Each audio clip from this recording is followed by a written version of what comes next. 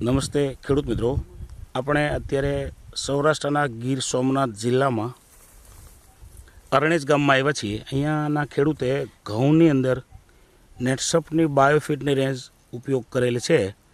આપણે એમની પાસેથી થોડો અભિપ્રાય લઈએ કે એમણે એમના ઘઉંમાં શું આ પ્રોડક્ટ વાપરીને ફાયદો મેળવ્યો છે, એટલે ખેડૂતને એક આઈડિયા આવે કે આ જે ખેતી છે અત્યારે આ છે જૈવિક ઓર્ગેનિક ખેતી, અને ચીલા ચાલુ જે વર્ષોથી ખેતી થાય છે એ છે કેમિકલવાળી ખેતી. તો ફરક શું છે આપણે જાણીએ ખેડૂત પાસેથી. શું નામ છે આપણું? વિઠ્ઠલભાઈ ભાણજીભાઈ વાડિયા, ગામ રણેજ, તાલુકો અને જિલ્લો? કોડીનાર, જિલ્લો ગીર સોમનાથ. અચ્છા, હવે તમે આ તમારા ઘઉં છે કેટલા વિસ્તારમાં? 3.5 વીઘા. ટોટલ 3.5 વીઘાના ઘઉંનું વાવેતર છે આ, બરાબર? હવે તમારા ઘઉંની ખેતી તમે જે વર્ષોથી ઘઉંની ખેતી તો કરતા હશો ને? વર્ષોથી ખેતી કરો છો, અને આ વર્ષે તમે શું બદલાવ લાવ્યા છો તમારી ખેતીમાં એ અમારા ખેડૂતોને જાણ કરો તમે. બદલાવમાં થોડાક જીતુભાઈ પાસેથી માહિતી લીધી. જીતુભાઈ પઢિયાર. હા. તમારું મૂળ ગામ શું કયું છે ભાઈ? છારા ગામ છે, કોડીનાર તાલુકાનું. અને તમારું રહેવાનું ક્યાં છે? રહેવાનું અત્યારે કોડીનારમાં છે. ઓકે, તો આ જીતુભાઈ તમને જાણકારી આપી હતી, કઈ કઈ વસ્તુની જાણકારી આપી હતી? આ 3 વસ્તુ છંટકાવ તરીકે છે. સ્ટીમરીચ બાયો 95 ને સેટ. હા. પંપમાં કેટલું નાખેલું? 30 ml ને એક 5 ml. વચ્ચેનું 5 ml. કેટલા વખત છંટકાવ આપ્યા છે? બે છંટકાવ છે. પછી બીજનો શું ઉપયોગ કરેલું છે? બીજો NPK નો ઉપયોગ કરેલો છે. NPK.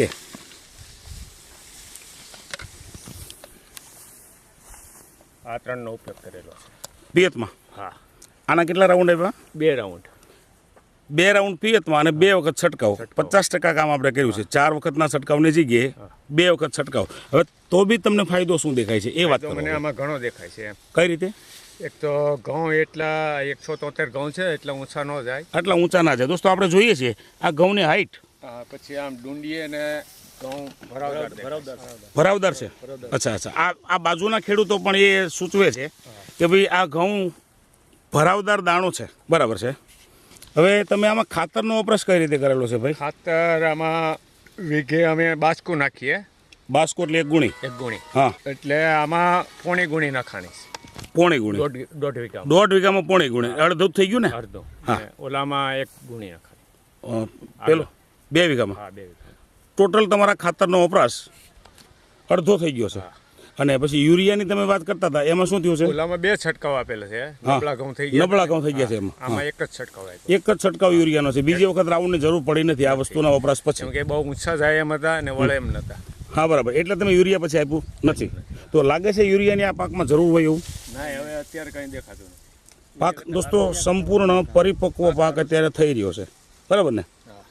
હવે આપણી વસ્તુઓ નથી વપરાણેલી, તો એવું પરિણામ આપણે આસપાસમાં ક્યાંક જોઈએ. ક્યાં છે પરિણામ?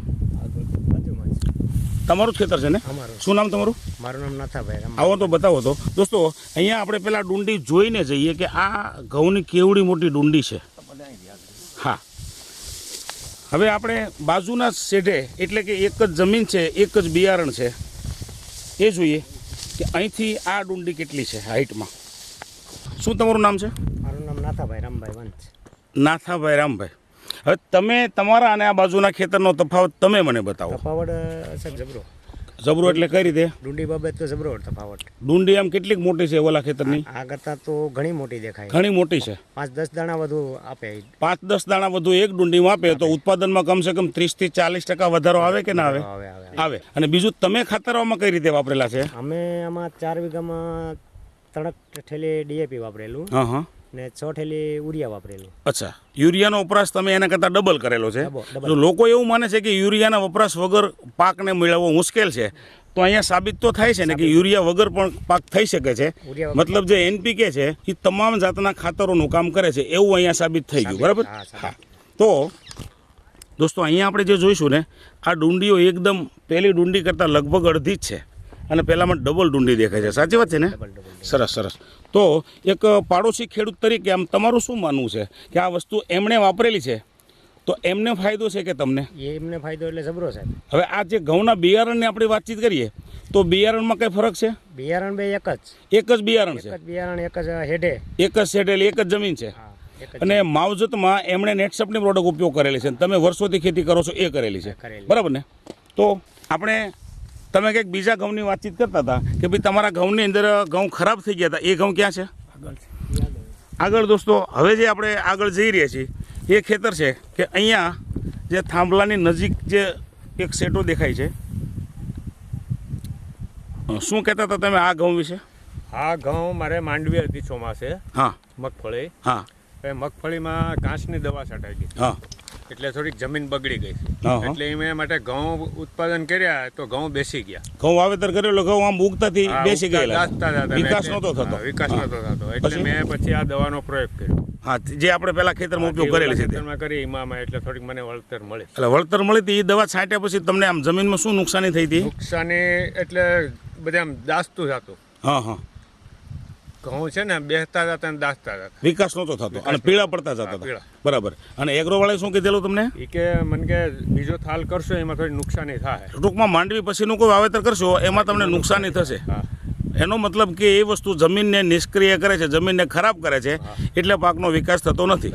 હા અને તમે નેટસપની જે પ્રોડક્ટ છે જે આપણા આ ખેતરમાં હમણાં આપણે જે શૂટિંગ કર્યું છે એ વિસ્તારમાં તમે આપણી આ વસ્તુ ઉપયોગ કરેલી હતી અને એ ઘઉંમાં તમને જે ફાયદો મળ્યો છે એટલા માટે તમે પછી આ ઘઉંમાં વિશ્વાસથી ઉપયોગ કર્યો અને તમારા ઘઉંને બચાવી લીધા.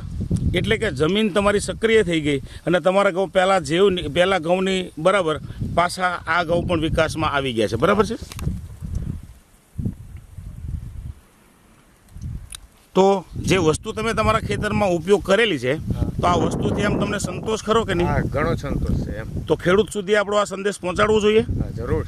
સરસ. તો જે જાણકારી આપી છે તમે એ બદલ આપનો ખૂબ ખૂબ આભાર.